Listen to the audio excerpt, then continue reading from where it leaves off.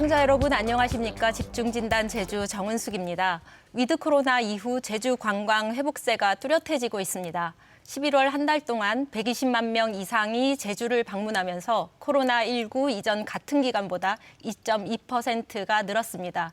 그럼에도 불구하고 오미크론 등 다양한 요인이 또 작동하고 있기도 합니다. 위기와 기회가 동시에 찾아온 제주 관광.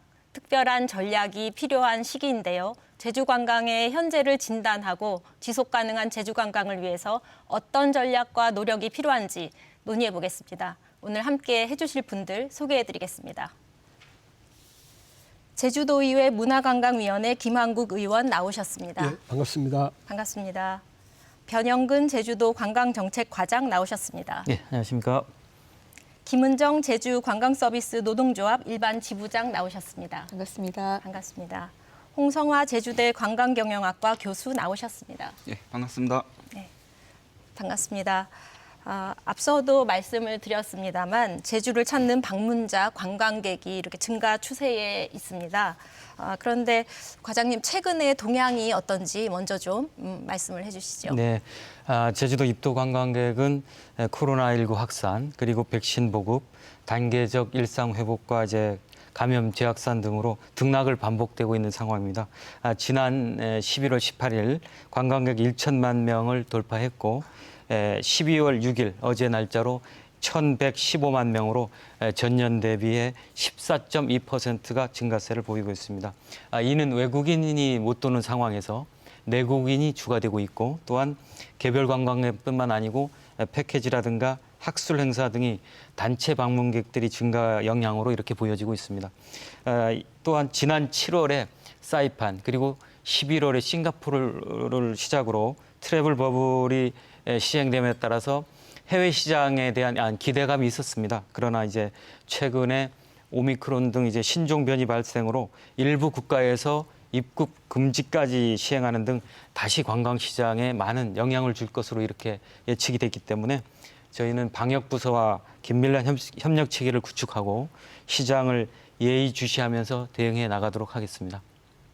예, 지금 말씀해 주신 것처럼 오미크론 변이가 이렇게 갑자기 이렇게 등장을 하게 돼가지고 트래블 버블이라고 하지요. 여행 안전 권역 이거에 대한 기대감도 상당히 컸었는데 지금은 이제 해외 여행이나 국제 교류에 대한 예측이 좀 힘든 상황으로 가고 있는 거는 같습니다. 그럼에도 불구하고 내국인 관광 이 부분은 큰 변동이 없을지 어떻게 생각하시는지 좀 말씀해 주시죠. 예, 2003년 이제 사스가 발생했고요. 2015년도에 메르스가 발생했는데 사실 사스 같은 경우는 한 7개월 동안 이제 우리 내국인 관광객에 대해서 좀 많이 감소한 부분도 없지 않아 있습니다. 메르스 같은 경우도 이제 2015년도에 한 40% 가까이 한 3개월 정도 이렇게 관광객들이 좀 감소를 했는데요. 최근에 코로나19 같은 경우는 그때 상황하고는 좀 다릅니다. 그때는 좀 단기간에 이제 관광객들이 감소했다고 한다면 지금 아시겠지만 코로나19 같은 경우는 지금 거의 한 2년 가까이, 1년 한 10개월 가까이 지금 지속되고 있는 상황이라서 특히 제주도 관광 같은 경우는 이제 경제 근간이 한 70% 정도 되는데 관광업계가 굉장히 큰 어려움을 겪고 있다고 말씀드릴 수 있습니다. 네. 홍성환 교수님 어떻게 보십니까? 예, 내국인 관광객은 제주도의 이제 경제를 지탱하는 이제 매우 중요한 이제 계층이라고 생각을 합니다. 코로나 이전에도 보게 되면은 제주가 한 1,500만 명 관광객이 방문을 하게 된다면 그중에 90%가 내국인 관광객이고 한 10% 정도가 외국인 관광객이었습니다.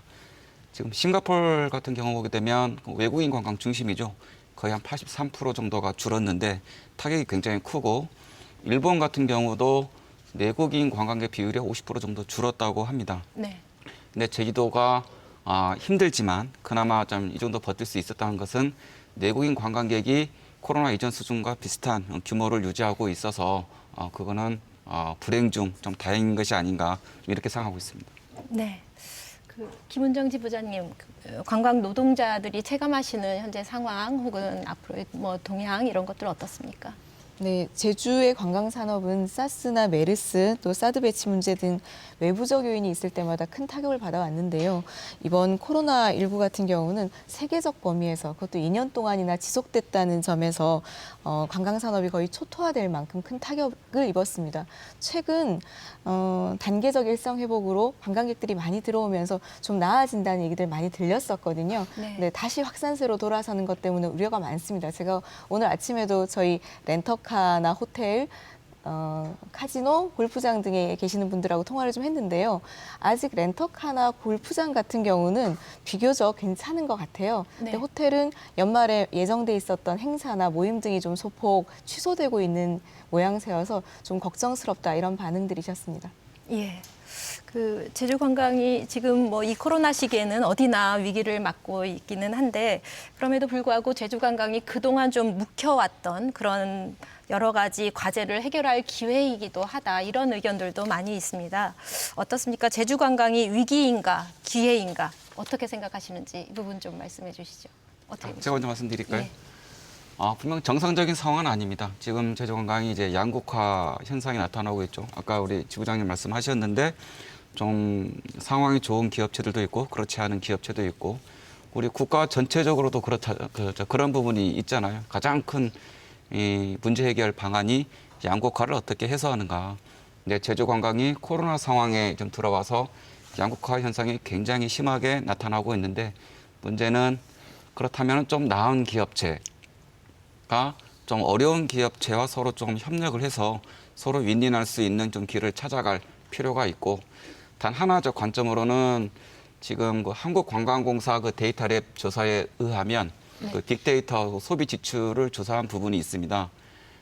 사실 우리가 관광객을 받아들이는 여러 목적이 있는데 가장 또 중요한 부분 중에 하나가 소비 지출 분야잖아요. 지출이 이루어져야 저희도 지역 경제에 기여할 수 있는 부분이 있는데 네. 큰 꼭지만 말씀드리자면 이 식음료 분야에서 한 43%, 그 다음에 숙박에서 한 13%, 항공에서 한 23%, 그 다음에 쇼핑에서 한 7.5%, 기타 등등 이런 부분이 있는데 이 식음료 43%라는 부분이 굉장히 중요한 것 같습니다. 네.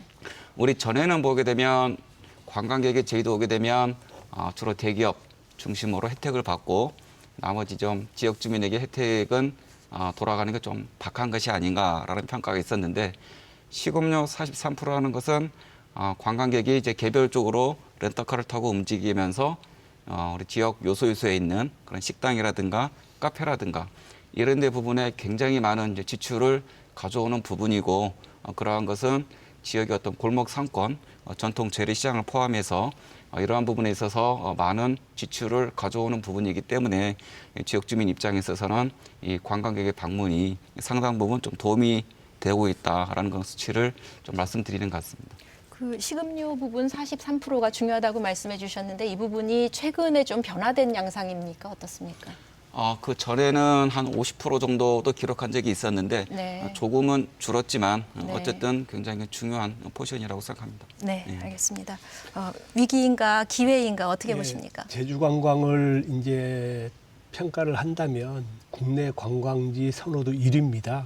뭐 최근에 그 여행 전문 리서치 컨슈머 사이트에서도 이제 오픈된 내용인데요.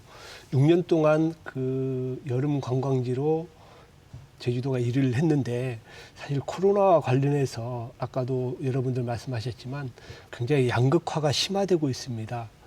옛날에 제주 같은 경우는 이제 단체 관광객이라든지 개별 관광객들이 어느 정도 수요가 비슷했었는데요. 최근에 코로나19와 관련해서 단체 관광객들은 급감을 했고요.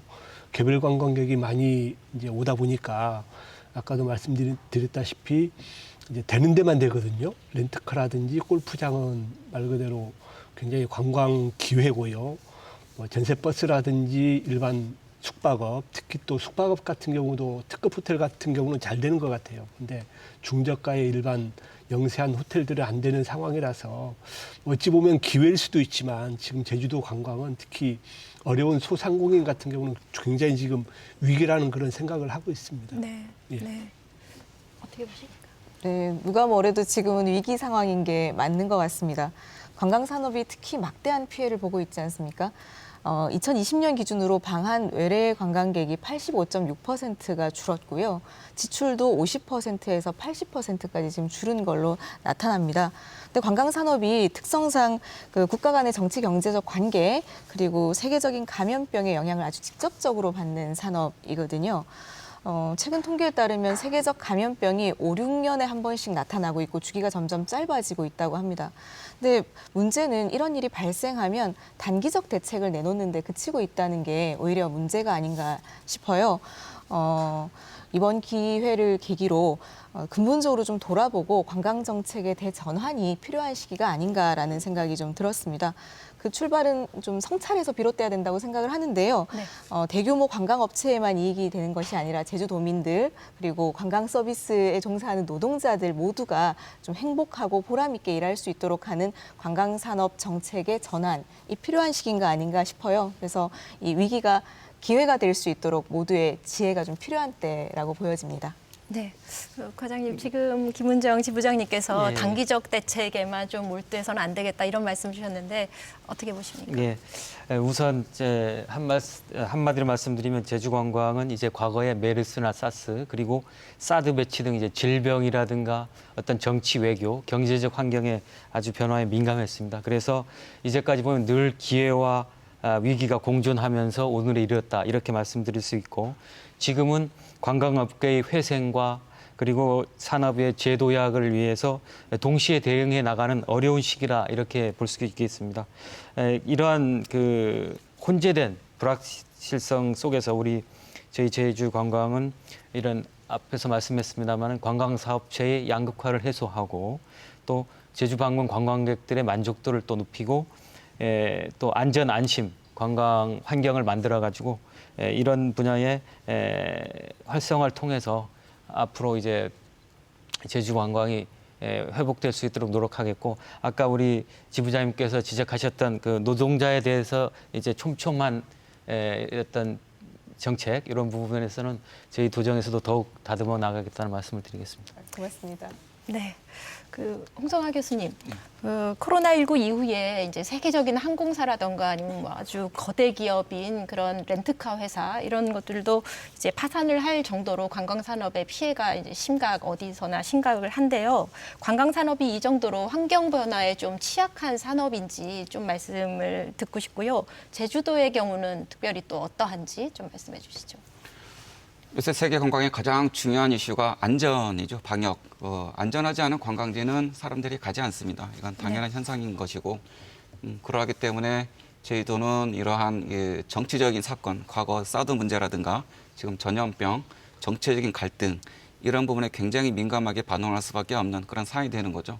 그런 뭐 당연한 반응이라 생각하게 되고 저는 오늘 토론이 이제 세계나 국가적인 차원 관광이라기보다는 제주 관광에 국한해서 좀 말씀을 드리자면 네.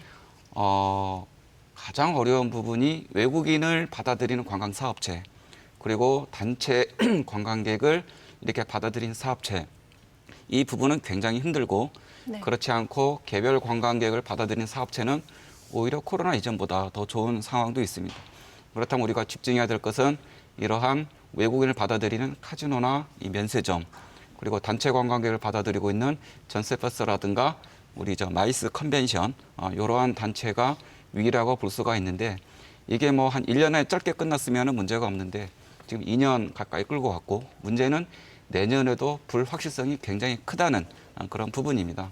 그래서 지금 도에서도 지금 예산을 배정하고 있는데 선택과 집중이 좀 필요하지 않을까. 그 어려운 분야, 아까 말씀드렸던 그런 관광 사업체에 집중적인 어떤 정책적 지원이 들어가야 제주 관광의 전체적인 밸런스가 좀 살아나지 않을까 이렇게 생각하고 있습니다. 예, 지금 관광 산업에 있어서의 양극화 문제를 좀 다뤘으면 좋겠다라고 말씀해 주셨는데 제주도 내에서 지역 간에도 이런 양극화의 문제는 있는 것 같습니다. 읍면 지역하고 도심 지역하고 이런 관광 산업에서 양극화도 있고 또 말씀하신 것처럼 관광 업종 간에도 이런 부분들이 있는데 어떻게 이 해결 방안에 대해서 좀 말씀을 해주셨으면 좋겠습니다. 예, 코로나 이후에 그 관광 패턴이 굉장히 다양화되고 좀 개별 관광 위주로 가고 있습니다. 특히 제주도 같은 경우는 이제 청정 지역이다 보니까 뭐 생태 관광이라든지 힐링 관광, 그리고 패턴 자체도 이제 아까도 말씀드렸지만 단체 관광에서 개별 관광으로 이게 패턴이 바뀌다 보니까 되는 데만 되고 안 되는 데는 안 네. 되거든요. 그래서 특히 렌트카 같은 경우는 2019년도 대비했을 때 한 140%, 원래 4월 기준입니다. 그리고 5월 기준으로 했을 때 한 130% 증가했듯이 렌트카 같은 경우는 사실 없어서 이제 못 빌릴 정도로 그런 굉장히 호황을 누리고 있음에도 불구하고 대비되는 이제 단체 관광에 대비되는 관광버스, 전세버스 같은 경우는 거의 뭐 운영이 안 되다시피 했다가 최근에 이제 11월 달에 거리두기 개편이 되면서 조금 이제 반짝 이제 활성화가 된다고 생각했는데 최근에 또 이제 오미크론이 이제 발생하면서 뭐 언론에서도 얘기했지만 뭐 전세버스 기사들을 다 채용해 놨는데 또다시 이제 며칠 전부터 이제 단체 관광에 대한 취소가 잇따르는 바람에 어찌 보면 엎친 데 덮친 격으로 특히 전세버스 같은 경우는 굉장히 큰 어려움에 처해 있고 앞으로도 당분간은 처해 있을 것 같아서 아까 여러분들 말씀해 주셨지만 우리 도나든지 우리 의회에서 이런 부분에 대한 예산 지원에 관련된 정책은 네. 빠른 대응이 필요하다고 저는 생각하고 있습니다. 네. 과장님, 그 지금 해소 방안 어떻게 더해서 준비하고 계신 게 있습니까?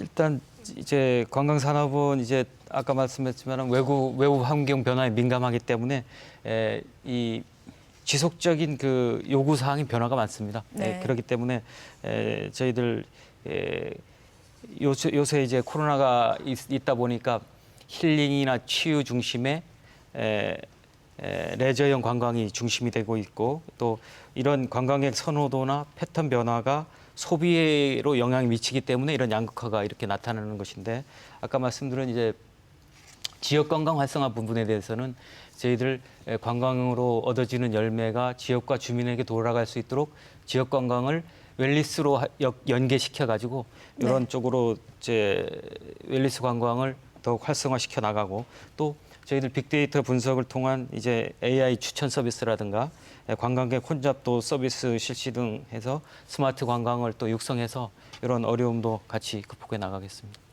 예. 네.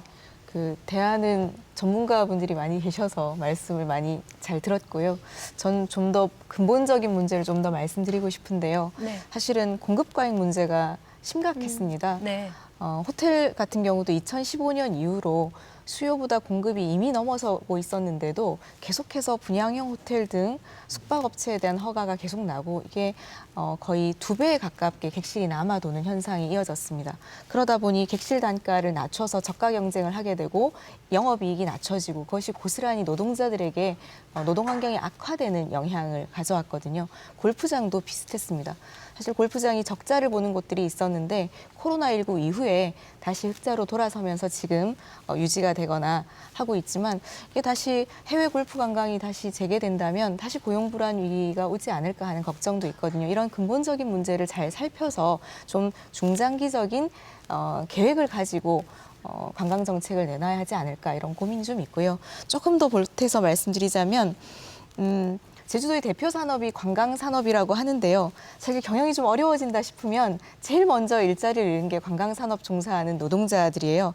저는 관광 산업은 이 노동자들의 서비스가 곧 상품이라고 생각하거든요. 그래서 노동자들이 좀 더 안정된 일자리에서 질 높은 서비스를 제공할 수 있을 때 그것이 관광 산업 성장의 필수 요소라고 생각을 합니다. 그래서 관광 정책에서 소비자들의 소비 패턴이라던가 뭐 트렌드에는 민감한데 네. 이 고객에게 직접 가닿는 관광 노동자들에게는 좀 무관심했던 것이 아닌가. 그래서 저임금 장시간 노동 속에서도 제주도의 관광 산업을 이끌어왔던 관광 산업 노동자들이 자신의 직업에 좀 자긍심을 가지고 보람을 가지고 일할 수 있도록 우리 제주 사회가 같이 제주도정이 고민해줬으면 좋겠다 이런 말씀을 드립니다. 네, 지금 그 두 가지를 좀 짚어주신 것 같습니다. 그 제주 관광 산업의 구조적인 문제가 공급 과잉이라는 구조적인 문제가 기본적으로 존재한다. 여기에 대한 대책이 필요하다는 것과 그리고 노동자 그 서비스 노동자가 이 관광 산업 서비스를 결정하는 중요한 요소인데 그 부분에 대한 정책이 모자라지 않느냐 이런 지적이셨거든요. 여기에 대한 의견 좀 부탁드리겠습니다. 그 공급 과잉 문제는 사실 코로나 이 사태 때문에 좀 전복이 됐습니다. 업종 간 양극화로 좀 부각이 됐고, 우리가 2016년, 2017년 제주 관광 산업이 좀 호황기가 있었을 때 이 관광 산업의 특성상 선투자라는 특성이 있습니다. 네. 현재 오는 관광객보다 이 추세가 계속 가게 된다면 3년 뒤, 5년 뒤에는 이러이러한 객실이라든가 렌터카가 필요할 것이다. 선투자가 많이 이루어졌죠. 근데 투자는 이루어졌는데 관광객은 감소하거나 오히려 현상 유지하는 그런 사안이 나타났기 때문에 이제 공급 과잉 현상이 좀 심화되는 그런 상황이 나타났고, 그러다 보게 되니까 관광 사업체들이 수익성이 굉장히 악화가 됐습니다. 수익성이 악화되게 되면 가장 먼저 손을 대는 부분이 이제 구조조정 측면에서 인건비라든가 네. 종사원 복지라든가, 그러다 보게 되니까 굉장히 이직도 많아지게 되는 그런 악순환이 계속 반환되고 있는데, 이러한 고리를 끊어야 되는 좀 중요한 시기가 있는데, 우리가 위기가 기회라고 하듯이 이 코로나 시기에 우리가 한번 좀 대대적인 수술을 가해서 이러한 악순환을 선순환 구조로 가져갈 수 있는 어떤 좀 과감한 어떤 정책적인 제시, 그런 것이 좀 필요하지 않을까 좀 생각하고 있습니다. 네, 지금 말씀해 주신 그런 정책적 제시라는 것에 좀 구체적인 뭐 안이 사례나 이런 것을 혹시 말씀해 주실 수 있는 분이. 제가 한 가지만 말씀드리겠습니다. 지금 전에는 저희도 이제 역외 유출이라는 이야기를 많이 하고 있습니다. 그 돈을 벌어봤자 대기업에 많이 흘러 들어간다. 지금은 어디로 많이 가장 빠져나가면 그 우리가 온라인 여행사라 그러는데 OTA라 그럽니다. 네. 이 OTA로 빠져나가는 유출이 굉장히 많습니다.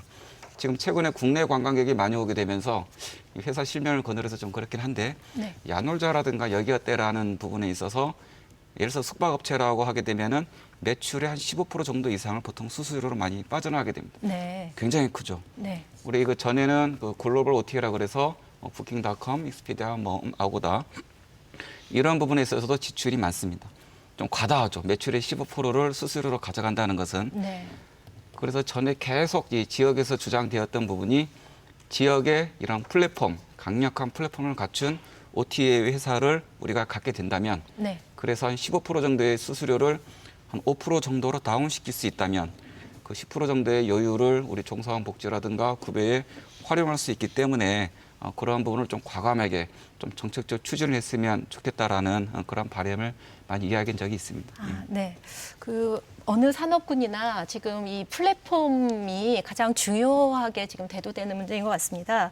그래서 그 지역의 이 강력한 플랫폼, 온라인 플랫폼을 만들어야 된다 이런 말씀이신데, 최근 도내 관광 산업에 여러 가지 이제 변화들이 나타나고 있는데, 그 중에서 뭐 말씀하셨던 생태화, 힐링, 비대면 이런 것도 있지만, 그 빅데이터 기반의 스마트 관광 이런 것도 지금 많은 변화를 겪고 있는 것 같습니다. 도내 관광산업 변화의 특징 이 부분을 좀 말씀해 주시고 거기에 대한 의견들 함께 좀 나눠주시기 바랍니다.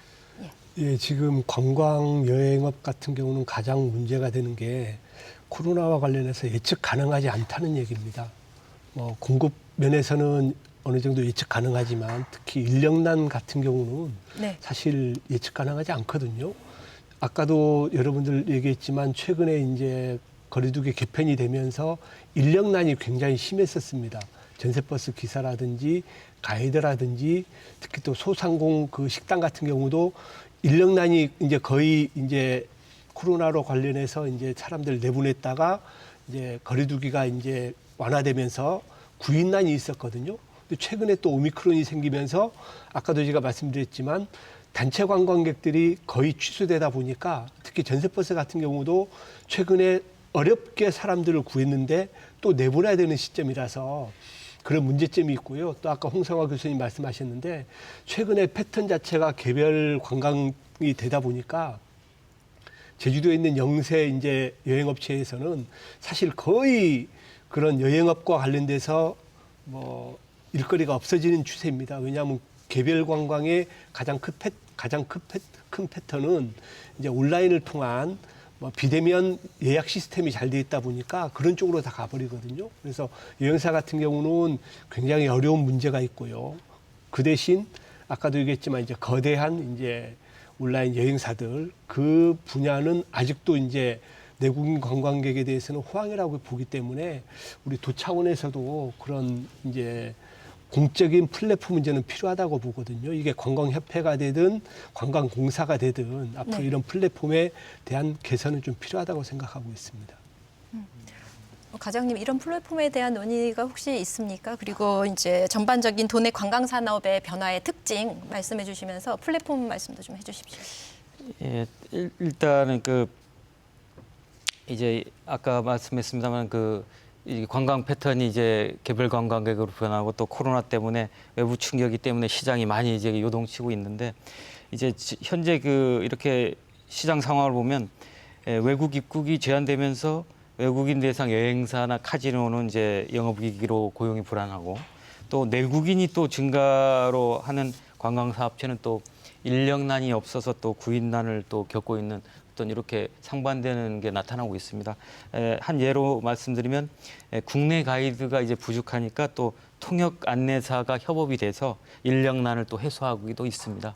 그리고 아까 또 우리 지부장님 말씀한 서비스 노동자에 대한 정책은 저희들 제 관광 사업 유지나 이런 일자리 창출을 위해서 우리 협회나 또 관련 종사자들과 더욱 소통하면서 이런 부분은 만들어 나가겠다 이런 말씀을 드리고 또 이 플랫폼에 대해서는 저희 이것을 사실상 행정에서 아까 말씀한 야놀자나 어디 이런 큰 대형 플랫폼을 만든다는 것은 사실 쉽지 않은 일입니다. 경쟁력에서 이렇게 쉽지 않기 때문에 그런 부분은 어렵지만 저희들 제주도가 운영하는 탐나오라는 이런 플랫폼 관광 연계 사업하는 게 있거든요. 네. 이것을 활성화시켜서 이 탐나오는 다른 대형 업체와 다르게 지역의 소상공인의 이익을 위한 이익을 위해서 운영하는 업체이기 때문에 그런 걸 보다 내실 있게 갖고 가지고 이런 쪽에 대응해 나가겠습니다.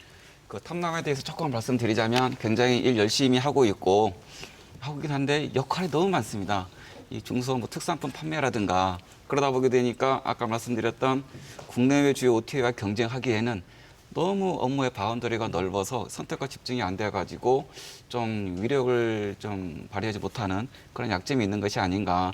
그래서 저는 이제 도나 의회 차원에서 이 부분은 굉장히 중요하기 때문에 만약에 탐나오든 아니면 제2의 그런 OTA를 만들든 딱 그 부분에 집중해가지고 전문 인력이라든가 마케팅 능력을 향상시킬 수 있는 이런 노력이 필요하지 않을까 좀 생각하게 되고요.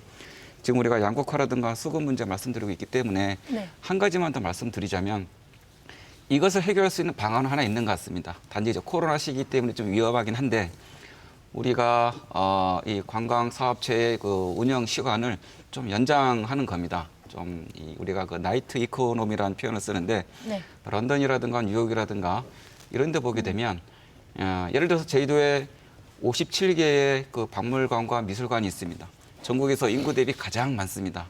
근데 주간에 거의 끝나버리죠. 네. 근데 이거를 혹시 야간 개장을 이끌게 되게 되면 관광객이 이 저녁에 밤에 네. 이런 제주의 문화, 미술 이러한 것을 향유할 수 있는 이점과 더불어서 야간 개장이 이끌게 되면 관광객이 당연히 소비 활동도 더불어서 이루어지게 되는 그런 사안이 발생하게 됩니다. 물론 그쪽에 종사하시는 분들이 힘들지 모르겠지만 아니면 야간도 새로운 고용 창출이 이루어질 수도 있는 부분이기 때문에 우리가 코로나19 상황에서 안전에 주의를 하게 되면서 이 관광객의 관광 활동을 야간에 좀 더 연장시킬 수 있으면 하나의 좀 문제 해결에 좀 단사가 되지 않을까 그런 좀 생각도 가지고 있습니다. 또 하나의 컨텐츠로서 예. 말씀해 주셨는데. 예. 저는 사실 인력난 얘기를 들으면서 너무 가슴이 아팠거든요. 관광업체들이 경영이 조금 어려워지면 비용을 줄이는 가장 손쉬운 방법으로 노동자들을 내보냅니다. 이분들이 생계를 유지할 수 없어서 이직을 정말 많이 하시거든요. 그러다가 또 수요가 생기면 다시 구하려고 하니까 이런 인력난이 계속되는, 이 악순환이 계속 반복되고 있는 이 문제는 근본적으로 좀 고민해봐야 할 문제다 이런 생각이 듭니다. 그래서 관광 서비스 노동자들이 만약 이런 어려울 때이더라도 새롭게 교육시키고 재취업할 수 있는 사회 안전망들이 좀 잘 갖춰져 있거나 그냥 아이디어로 말씀드린다면 인력은행 같은 걸 구축해 놓고 제주에서는 네. 관광 산업에 종사하는 노동자들의 인력은행 등등을 구비해 놓고 있다거나 특히 이번에 청년들이 육지로 많이 나갔습니다. 청년들이 제주에서 가장 살기 어려워하는 부분 중에 하나는 주거 문제거든요. 그래서 주거 안정형 청년 일자리들이 좀 많이 생기는 것, 양질의 서비스 노동자들이 지속해서 제주에서 일하면서 관광 산업의 발전을 위해서 보탬이 될 수 있도록 하는 제도적 장치 이게 너무 아쉽거든요. 그래서 필요할 땐 썼다가 필요 없으면 내보냈다가 다시 구하는 이 악순환이 좀 반복되지 않기를 바라봅니다. 예, 김문정 지부장님 지금 그 노동자의 에 대해서 말씀해 주셨는데 말씀해 주신 김에 그 사업체 관광 사업체의 돈의 현황이라던가 노동자의 현황 이 부분도 좀 말씀해 주시죠. 사업자 규모가 어느 정도 됩니까? 예. 제가 지금 자료는 아니고요. 저희 노동조합이 약 2년 전쯤에 지역 산별 노조로 만들어지면서 조사를 했었는데 네. 도내 관광업체 사업체 수는 약 2,000개 정도 되는 걸로 확인이 됐습니다. 근데 관광 노동자 숫자가 그 어디에도 나와 있지 않은 거예요. 관광 노동자들에 대한 기본 데이터가 너무나 부족하다는 생각을 그때도 많이 했습니다. 그래서 제가 그때 통계청의 자료를 뒤져서 관광 산업에 종사하는 노동자가 얼마쯤 되는지 세봤습니다. 추정치로는 약 한 7만 명 정도가 관광 산업과 유관한 산업에 종사하고 있다 이렇게 보여지거든요. 제주의 노동자 비율로 보면 25% 정도 되는 아주 다수를 차지하고 있는 노동자들입니다. 근데 아시다시피 이직률도 많고 다른 직종으로 이직하는 경우도 상당히 많습니다. 네. 근데 그 아마 변화가 좀 있을 겁니다. 왜냐하면 아무도 지금 제주도 관광 산업의 제주도 GRDP 정확한 통계를 제시 못하는 게 네. 도대체 관광 산업의 범위가 어디냐 이게 명확히 규정이 안 됐기 때문에 지금 정확한 통계가 안 나오는 부분인데 최근에 이제 관광진흥법에 이제 시행령 개정이 돼가지고 관광 지원 서비스업이라는 게 이제 우리 관광 바운더리로 들어왔습니다. 전에는 뭐 숙박업, 여행업, 카지노, 국제회의 이런 산업이 우리 통계에 들어갔었는데. 지원 서비스업이라는 것은 기존에 빠졌던 분명 관광 산업인데 빠졌던 뭐 레저 스포츠, 골프 네. 이런 부분들이 이제 관광 산업의 범위로 들어왔습니다. 이렇게 따지게 되면 제주도에서 관광 산업의 GRDP에 기여하는 비중이 최소 30%는 되지 않을까 정확히 조사를 해야 되겠지만 네. 이렇게 따지게 되면 우리나라 사실 경제를 지탱하는 게 반도체, 자동차 산업이지 않습니까? 네. 그런 관광 산업은 우리나라의 이런 그 반도체와 자동차와 같은 비슷한 비중을 갖는 산업이라고 좀 우리가 평가를 해도 괜찮을 것 같습니다. 네, 지금 GRDP 말씀해 주셨는데 이게 제주 지역의 지역 총 생산을 말씀하시는 맞습니다. 거고요. 예, 예. 그게 한 30% 정도 될 것이다. 관광 산업이. 네, 지원 서비스업까지 다 포함하게 되면은 포함했을 이 때 정도는 이렇게 충분히 이제 될 네, 거라고 좀 30% 보고 있습니다. 정도일 거고 김은정 지부장님께서 말씀해 주신 거는 그 제주도의 임금 근로자 중에서 한 25% 맞습니다. 정도는 네. 이 산업 서비스 근로자일 네, 것이다. 그렇습니다. 이렇게 추정을 하신다는 말씀이시죠? 알겠습니다. 이 부분에 대해서 제주도 같은 경우는 뭐 여러분들 아시겠지만 대기업도 없고요. 1차 산업 뺀 나머지가 어찌 보면 서비스업이라든지 관광업입니다. 그래서 저는 아까 서두에 말씀드렸다시피 한 70% 이상이 관광과 관련된 업종들이 굉장히 많은 게 제주도입니다. 그래서 관광객에 대한, 그러니까 관광 그 관련 업종에 대한 여러 가지 데이터 없다는 말씀은 저도 전적으로 동감을 하고요. 이런 데이터들이 나와줘야 아까 인력 은행이라든지 이런 체계 베이스가 되거든요. 그래서 이런 부분들에 대해서는 우리 의회에서도 고민하고 있고요. 특히 아까 우리 홍 교수님 말씀하신 탐나우 같은 경우도 저희 의회에서 굉장히 지적을 많이 했던 부분입니다. 탐나우는 만들어져 있지만 여기에 들어가 보면 굉장히 많은 역할들을 해야 됩니다. 뭐 온라인 여행이라든지 심지어 아까 말씀하신 대로 물품 판매까지 하다 보니까 좀 많이 세분화해야 되고요.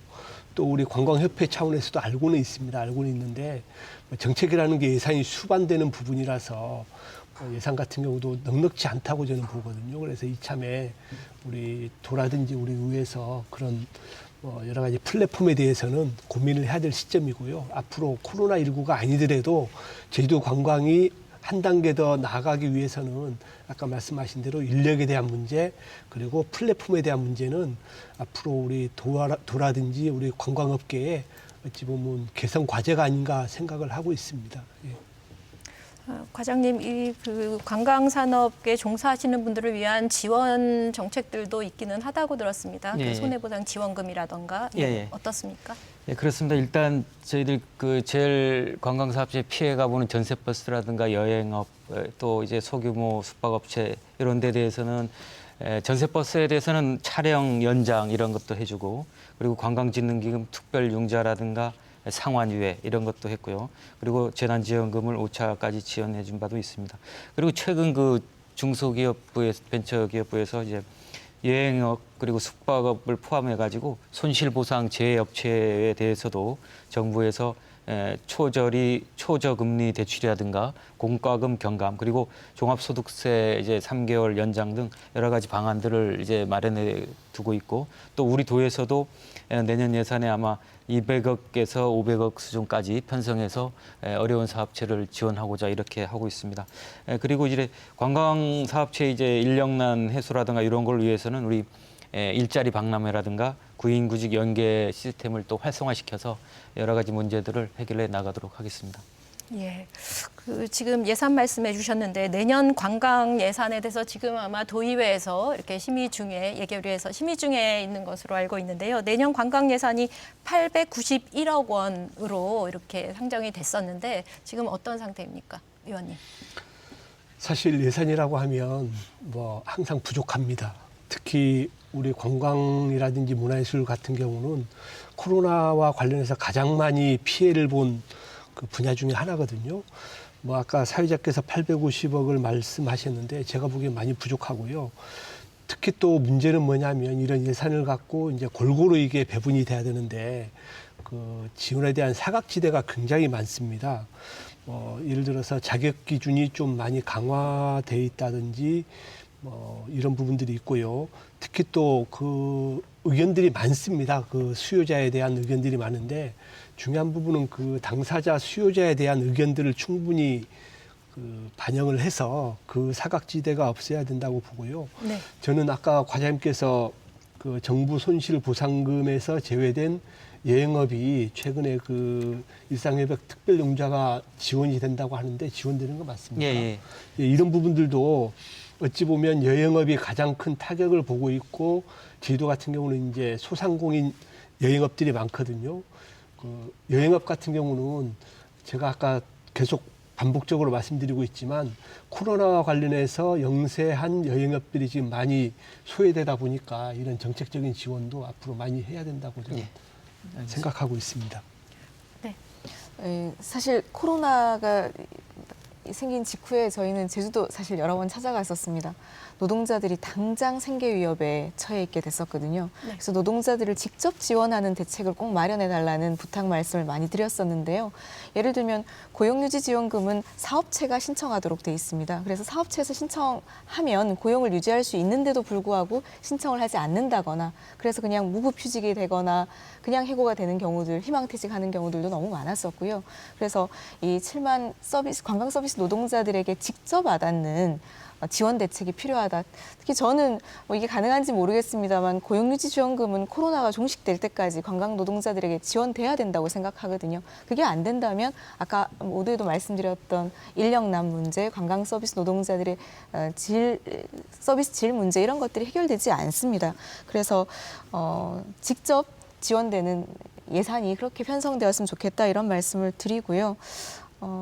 예산 문제뿐만 아니라 좀 제도적으로는 곳곳에서 관광 서비스 노동자들이 지금도 무급휴직을 강요받거나 또는 해고 위협을 받는 일들이 많습니다. 근데 이런 일을 당하면 어떻게 해야 되는지 잘 몰라요. 어디에 연락을 해봐야 되는지, 어디에 도움을 받을 수 있는지 잘 모릅니다. 저는 뭐 관광노동자 119 이런 거라도 있어서 이런 일 당하면 어떻게 해야 됩니까? 라고 물을 수 있는 데라도 있어야 된다.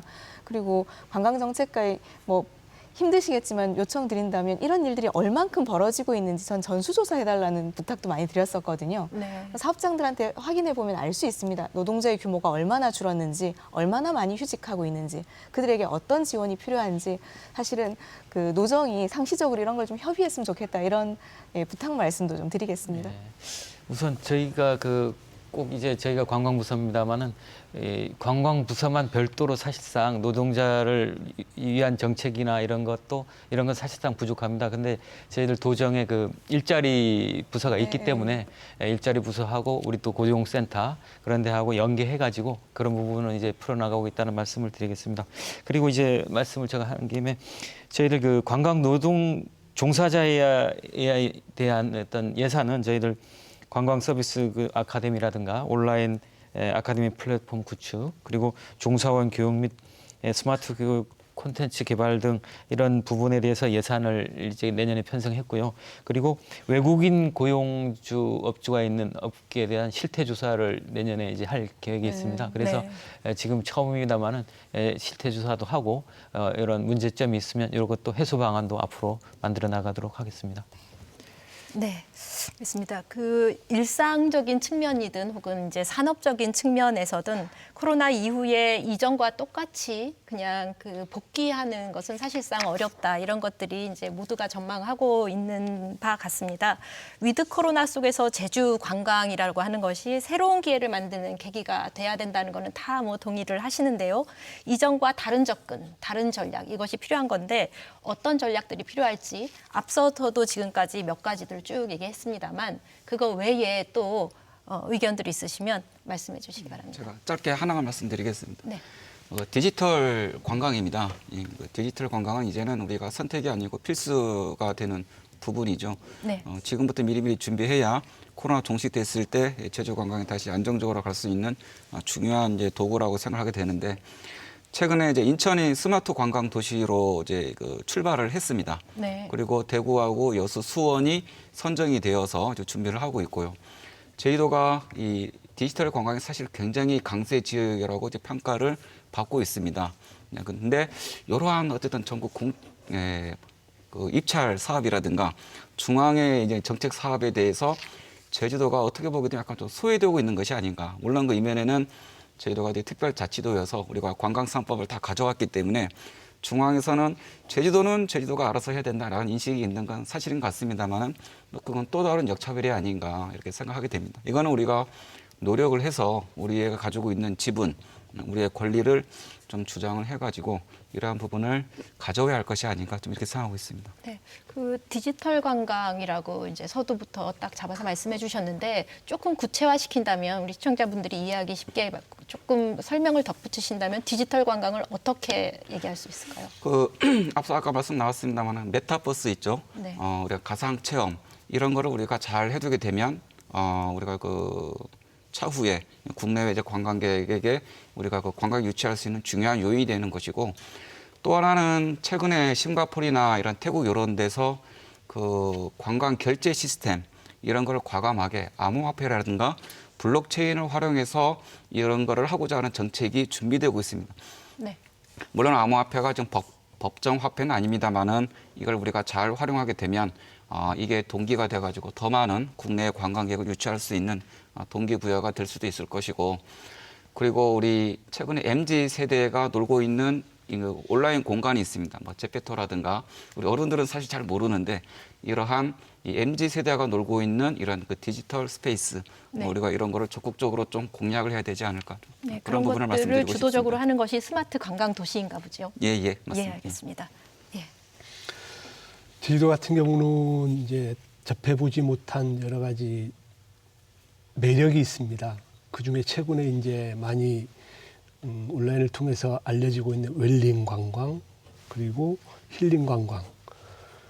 어찌 보면 제주도가 그동안 청정 지역으로 이제 국내외적으로 인정은 받았지만 관광 쪽에서는 웰리스라든지 힐링 관광은 최근에 이제 만들어진 트렌드거든요. 그래서 제가 보기에 사실 외국인 관광객들도 선호하지만 내국인 관광객들도 제주에 대한 여러 가지 청정이라든지 그런 웰리스 이 같은 경우는 무궁무진하다고 저는 생각합니다. 그래서 앞으로 이 관광 쪽에서도 그 청정과 관련된 웰리스 관광에 대해서는 이번에 저희 예산도 많이 편성되고 이제 정책적으로 지원도 하고 있지만 앞으로 제주도가 나아가야 될 방향 중에 하나는 디지털도 맞지만 그 건강과 관련된 여러 가지 그런 관광 정책도 이참에 좀 모색해 봐야 될 시점이 아닌가 그런 생각을 하고 있습니다. 네. 예, 맞습니다. 저희들 그 웰리스 분야는 전국에서도 선도적으로 해나가고 있습니다. 그래서 올해 11개소의 웰리스 이제 스팟을 선정해서 인증 제도를 이제 도입해서 운영하고 있습니다. 그래서 저희들 청정 제주 자연의 특성에 맞고 그리고 지역과 주민이 참여가 확대되는 웰니스 관광을 주도해 나가고 그리고 아까 이제 교수님이 이제 스마트 관광 얘기를 해주셨는데 저희들 그 올해에 관광지 30개소에 대해서는 휠체어 사용자 길 안내 서비스를 합니다. 이게 뭐냐면 한 앞에 50m 전방에 경사로가 어느 정도 있다. 이런 네. 어떤 물체가 있으니 이렇게 돌아가라 이런 정도의 그런 어떤 세심한 배려를 이렇게 관광지에 심어서 어떤 무장의 길도 이제 하고 그리고 결국은 친환경 관광을 도입해서 누구나 편안하게 다시 찾을 수 있는 이런 관광 환경을 조성해 나가면 앞으로 이런 어려움을 극복해 나가지 않을까 싶고 또 하나는 저희들 지난 8월부터 도정에서 불만 제로 운동을 하고 있습니다. 그래서 관광객 불만에 대해서 지속적으로 찾아내고 상시적으로 관리 체계를 갖춰가지고 조그마한 불편도 없도록 이렇게 하는데 대비해 나가겠습니다. 네, 알겠습니다. 이제 네. 어떻게 하실 말씀 있으십니까? 예. 한국관광공사에서 최근 빅데이터를 활용해서 국내 관광객들의 이동 패턴을 조사했는데요. 가장 최우선적으로 고려되는 게 안전이라고 합니다. 네. 그리고 집 근처의 자연 친화적 공간에서 가족과 함께 안전하게 하는 야외 활동을 선호하는 게 두드러진다고 하거든요. 이걸 보면서 아, 제주도구나 이렇게 생각을 했습니다. 제주도는 어쩌면 좀 새로운 기회를 맞고 있다고 할 수도 있는데요. 다만 코로나 이전의 접근법으로는 안 될 것 같습니다. 네. 그래서 저는 그 접근법으로 첫 번째는 난개발이 아닌 제주도만의 지속 가능한 관광 정책을 개발하는 것, 그리고 두 번째는 시설과 건물 중심이 아니라 사람 중심의 관광 정책을 새롭게 수립하는 것. 네. 그래서 관광 서비스 노동자, 제주도민, 그리고 관광객들을 중심으로 한 관광 정책을 새롭게 수립하는 접근법이 필요하지 않은가 생각해봤습니다. 네, 알겠습니다. 오늘 이렇게 이제 진지하게 말씀해 주셔서 감사드리고요. 마무리 발언으로 길지가 않습니다, 시간이. 그래서 한 30초 정도씩만 마무리 발언을 좀 부탁드리겠습니다. 먼저 해주시겠습니다. 예. 가장 중요한 것이 이제 공급과잉 해소 이런 부분인 것 같습니다. 그러면 우리가 이제 블루오션을 새로 찾아야 되는데 그중에 우리가 관광 약자에 대한 좀 이런 관광객에 대해서 집중할 필요가 있을 것 같습니다. 우리 고령층이라든가 장애인 이런 부분들은 좀 이런 말씀 죄송하지만 항상 동반자가 있어야 되고 이런 분들을 우리가 서비스를 많이 제공하기 위해서는 새로운 또 고용 창출의 기회, 또 다른 이제 새로운 블루오션 창출의 기회가 되기 때문에 이러한 부분에 있어서 우리가 좀 많이 주목을 해서 관심을 가졌으면 좋겠습니다. 네, 알겠습니다. 시간 관계상 김한국 의원님이 마지막 발언을 마무리로 좀 해주시기 바랍니다. 제주도가 관광지다 보니까 도민들이 굉장히 피로도가 심합니다. 특히 외부에서 오시는 관광객들이 코로나와 관련해서 많은 문제점들이 일으키고 있는데 방역과 관련해서는 제주도가 과할 만큼 과도할 정도로 방역과 관련해서는 이게 제재가 돼야 우리 도민들이 안전한 삶이 되지 않을까 그런 생각을 하고 있습니다. 네, 이렇게 함께해 주셔서 감사드립니다. 고맙습니다. 고맙습니다. 네. 위기는 기회의 다른 말이라고 하지요. 코로나19 이후 어려운 시기를 헤쳐오고 있는 제주 관광. 그동안 묵혀왔던 과제들을 하나하나 해결해 나가야 할 때입니다.